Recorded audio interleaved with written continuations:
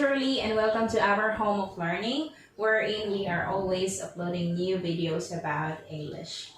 And in this video, we will going to talk about how to use these can, could, and may. Meron tayong mga tinatawag na permission to request. And these three, alam ko na ginagamit nyo na sila kapag nag-a-ask kayo ng permission sa ibang tao o nakikisuyo kayo sa kanila na gawin yung ibang bagay para sa inyo. Pero sa lesson na to, pag-uusapan natin paano ba sila gamitin according to our situation. Ano ba yung sitwasyon na nararapat kapag ginagamit natin si can, kapag ginagamit natin si could, or si may. So, if you are interested with these uses, just keep on watching. Okay, so pag-usapan na natin ngayon itong 3 ways of asking permission. So we have here the word can. So kailan ba natin ginagamit si can? So we use can in informal situation. So when we say informal situation, ito yung kapag nakikipag-usap ka sa family members mo, sa jowa mo, o kaya sa mga kaibigan mo na malalapit ang loob sa'yo. Again, so when we say can, we use it for informal situation. Okay? So now let's proceed to the word could. Si could naman, ito ay ginagamit natin sa semi-formal situation. Okay? So when we say semi-formal situation, ito yung a little bit formal. Okay? So kailan ba natin ginagamit yung semi-formal na yan? For example, nagpunta ka sa mall. Okay, so yung mga tao doon, hindi mo naman gano'ng kilala. Pero yung sitwasyon mo ay hindi naman gano'n ka-formal. So kapag kinausap mo yung mga salesperson doon, o kaya may nakisuyo ka sa mga tao sa mall, di ba? Yan natin ginagamit natin yung could. O kaya sa mga colleagues mo, or sa mga co-workers mo. Ginagamit natin also yung could kasi naman natin ganoon kapalagay ng loob yung ating mga katrabaho. So kapag nag-ask ka ng permission sa kanila, just use the word could. Because could is semi-formal at polite request siya. Actually, that is polite request. Okay, so now let's move on to our may. So when we say may, it is used for formal situation. Yes. Formal situation. Pag sinabi natin formal situation, ito yung kailangan ipakita mo yung lubos mong paggalang, yung best manner mo, you are very polite. Okay? So, that is the formal situation.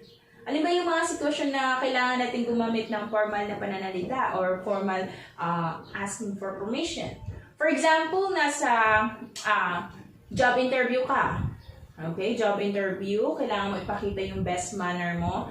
So, you have to use may for asking permission. And also, kapag may kausap ka ng mga kagalang-galang, mga politicians, mga guro, yan, pwede natin gamitin si may as a formal asking for permission. Okay, so again, pag sinabi natin can, ginagamit siya sa informal kapag kausap natin ay ating mga kapamilya, na may mga malalapit sa atin. Ginagamit natin si could kapag semi-formal yung sitwasyon.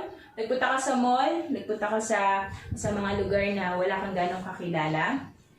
Yan. So, hindi formal yung sitwasyon, pero ayun nga, hindi natin sila ganong kakilala. We use could. And when we say may, we use it for formal situation kung saan kailangan mo ipakita yung lubos mong paggalang. Okay? So now let us proceed to how to use it in grammar. Actually, parehas lang naman sila, pareho lang naman to yung 3 ways natin for asking permission. Pero ang pinagkaiba nga lang yung sitwasyon ni could at may, medyo mayroon na silang polite request. And may iba silang gamit sa ating mga pronouns. We have here the can and could. Yung can and could na to, ginagamit siya sa lahat ng pronouns. Okay? All pronouns. Okay? So, pwede mo siyang gamitin sa lahat ng pronouns. Halimbawa, can I, can you, could she, could he, could it. Okay? So, pwede mo siyang gamitin sa lahat ng pronouns. Pero, pagdating kay May, okay, as you can see, ang pronouns lang na ginagamit natin sa kanya ay dalawa. So, we have here, may I and may we. Okay, so sometimes maririnig nyo siya sa ibang pronouns kasi actually may dalawang gamit si May sa ating sentence or sa grammar natin sa English. Pero commonly used, na ginagamit natin is I and we. Siya yung pinaka-common. So kung gusto mo 100% yung tama yung grammar mo, gamitin natin si I and we. So usually ginagamit si we kapag nakikisuyo ka sa iba. Why? Bakit kailangan we? Minsan ini-involve natin yung sarili natin kapag nagtatanong tayo ng permission ng iba eh. I-involve natin yung sarili natin kasi ayaw naman natin na masyadong mag-utos sa iba, hindi ba? For example, may we stand? Okay, ini-include natin yung sarili natin para mas kagalang-galang yung pag-ask natin o yung pagtatanong or yung pag-ask ng permission. Okay, so again, when we say can and could, we use it for all pronouns. When we say may, okay, we use it for may I and may we, only two pronouns. Okay, so let us have our example. Example na tayo. So for example, naandun ako sa bahay. Sa bahay ako at kumain. Okay, so ang kausap ko, natural, mga kapamilya ko. So, gusto ko ng tubig. Blank, I have some water. Okay, so, kapag nasa bahay ka at kausap mo ang pamilya mo, ano yung lalagay natin? Si can. Okay. Can I have some water? Okay, so, it is informal way of asking permission. Okay? Informal way of asking. Next. Paano naman kung, halimbawa, nagpunta ako sa mall, tapos kumain ako sa food court? Okay. Semi-formal yung situation ko. Kasi hindi ko naman ganun kakilala yung mga tao na pagtatanungan ko doon. Ano yung gagamitin natin? So, we will going to use could. Okay. Could I have some water? Okay. So, could I have some water? We use it for semi-formal. Okay? So, ibig sabihin, hindi natin gaanong ka-close o kakilala yung kausap natin. So, we use could. And also, could is a polite request. This is a polite request. You can also include the word please. For example, could I have some water please? Okay. Pero minsan, hindi na natin siya ini-include kasi nga naman, polite request na si could eh. So, ayaw naman nating maging redundant or overboard. So, could is enough. But sometimes, if you want to ask someone o nakikisuyo ka sa kanila, then add please. Okay?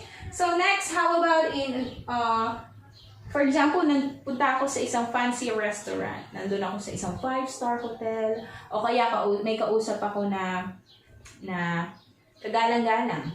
Okay. So, how could you ask for requests? Change it as may.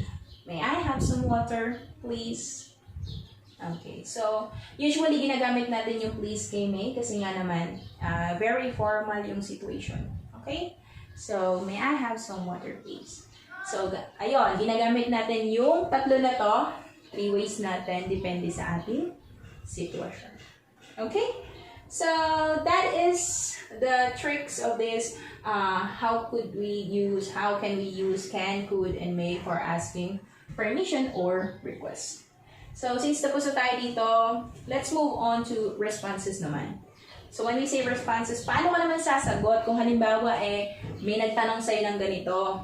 For example, may I have some water please? O, paano ka naman sasagot? Ikaw naman yung pinagtanungan, ikaw naman yung hininga ng request. Paano ka sasagot sa ganyang tanong? Actually, depende rin yan sa sitwasyon.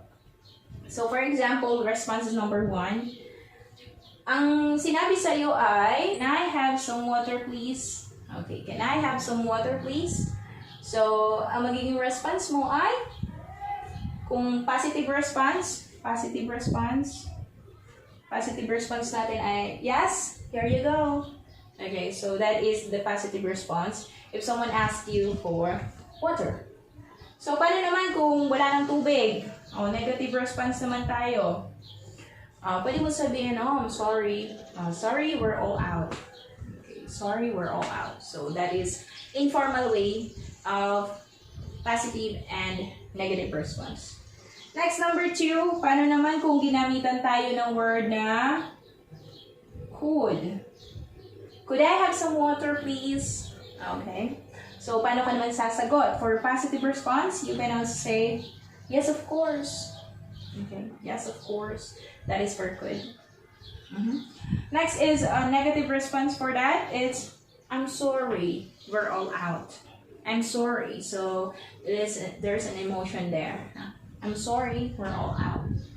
Next is, paano naman kung nasa fancy restaurant at isang waiter doon at may nakisuyo sa iyo. So, we use it for may I have some water, please? So, as the answer for that, we use for the word certainly. Certainly means sure, but certainly is a more formal way of saying sure, okay? Certainly is the positive response. How about the negative response? For me, we use for the word, I'm afraid we're all out.